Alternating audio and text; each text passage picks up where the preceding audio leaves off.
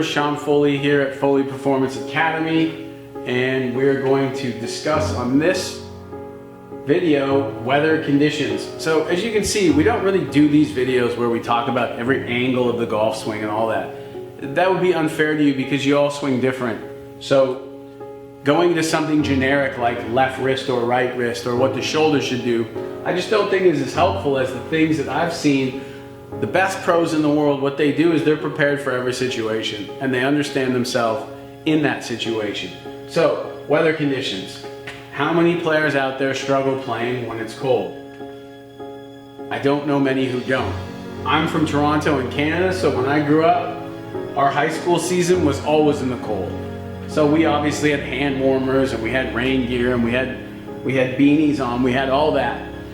So we were pretty prepared in the cold, all right? But what happens in the cold is obviously the tissue in the body is colder, the ball is colder, the equipment overall is being affected by cold. So I'm going to lose distance in the cold. I need to know how much that is, all right? So I can use a TrackMan, I can use any type of ball monitor to tell me. So what I would do is I would go out at 51 degrees or 40 degrees in the morning and go through my whole bag and hit balls and find out how much shorter is the ball going, okay? Then I could do it at 50, and I could do it at 60. Then I could come down here to where it's really hot, and I could do it at 80, 90, and 100. So I've seen guys at Pebble Beach tee off on a cold Thursday morning at 7 a.m., and they hit 7-iron 175, and the ball's going literally 150. And then the next day, I've seen them tee off on a warm day at 1 o'clock, and now they're getting back to their normal number of 75, 80. So how many bogeys are made with them just not realizing? Sure, the ball comes up in the front bunker, it looks like a bad swing, but it's just a poor gauge and understanding of how much is this actually affecting me. That is the difference between the people who are super successful and the ones who aren't. It doesn't come down to talent or some given gift, which I don't really agree with. It comes down to one's awareness of what happens in different environments. Cold and hot, we're both affected by dehydration. Obviously in the heat, because the body's got to work harder to cool us down, and we're going to go through more energy. In doing so, we're going to go through more water. A lot of people get dehydrated in the cold because it's so cold out and you're on the golf course. You don't really feel like that you're as thirsty as when it's hot. But the fact of the matter is the body still needs roughly the same amount of water. Obviously when it's hot, a little bit more because you're sweating, but it's not as different as you would think. And then rain. So one thing I know is I always hear players complain about what it feels like to hit balls or to be on the course with all their rain gear on. And then I ask them, have you ever practiced in rain gear? And they say no. So the fact is, if it is pouring down rain and you're in an area where the water is not going to really go away, if you're on a sand base, you're going to have to keep playing in the rain. Obviously, in your schedules at the AJJ, you guys are trying to fit your tournaments in between school, life, and everything else. So delays are a little bit different. You're going to have a delay, but they're going to get you back out there at some point. You'll be there all day. So why would I not practice in my rain gear when I am guaranteed to be in my rain gear? So what I would notice in my rain gear is that when it's raining out and I'm in my rain gear, I have to make sure that I kind of unweight my front foot a little bit more to make sure that I can complete my arc in my backswing. I also feel as well when I'm in rain gear that I have to allow my eyes and my neck to move a little bit more so I can still make the same size of a golf swing, which is where all my timing is related.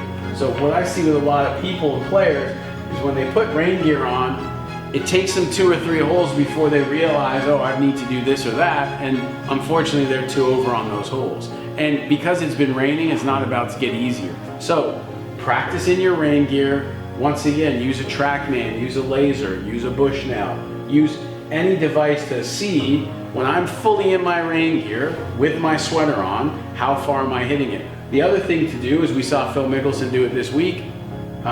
Justin Rose, one of my players, warmed up on the Saturday round because we thought it was going to rain all day in 2 gloves as well. And what he noticed when he was wearing 2 gloves is he couldn't feel where the club head was. So all of his feelings as far as what we talked about in Picasso before, he felt in order to generate good shots, the feelings had to be more in his body than in his hands because he just couldn't even figure out where the golf club was with both gloves on. So that's an awareness. We didn't want to use them. He was hoping not to use them. Phil Mickelson was using 2 gloves, practices with 2 gloves. So it's all those types of things. It's like from good rain gear to good golf gloves, that's half the battle. From having enough towels to then obviously having an umbrella, that's all going to help me in this. No one really wants to play golf in the rain, let's be honest, right? But these are all the things that I need to do. So when it's raining, go play in the rain and figure out how it affects how the ball lands first. Does it skip? Does the ball go as far in the air? How much effect does water on the club face and water on the ball have? Train in a way that you intend to play. And then wind, obviously, as the last point, as we've been through cold, hot, rain, and wind. In the wind, there's definitely a way that if you work at it, you can start to understand what does 10 miles an hour into, how much does that affect the distance of my 8 iron, my 7 iron, my 6 iron, my 5 iron, my driver. Downwind, 10. Into 20, downwind 20. Into 30, downwind 30. And really get a good idea of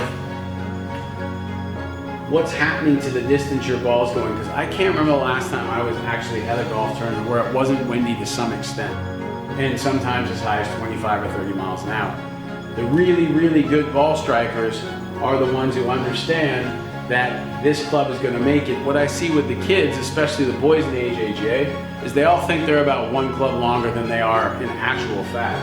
So once they start getting into different winds, it starts to get really poor, and then the problem is they diagnose the poor performance as that they weren't swinging well, but their intention and choice to pick the right club wasn't helping it anyway. So remember, in the wind, guys, all right, it's not so much that it affects spin. When you increase airflow going against the direction your shot's going in, 1, the ball's losing momentum faster because it's going against more air, and 2, because there's dimples on the golf ball, air gets trapped in the dimple and that's what creates lift.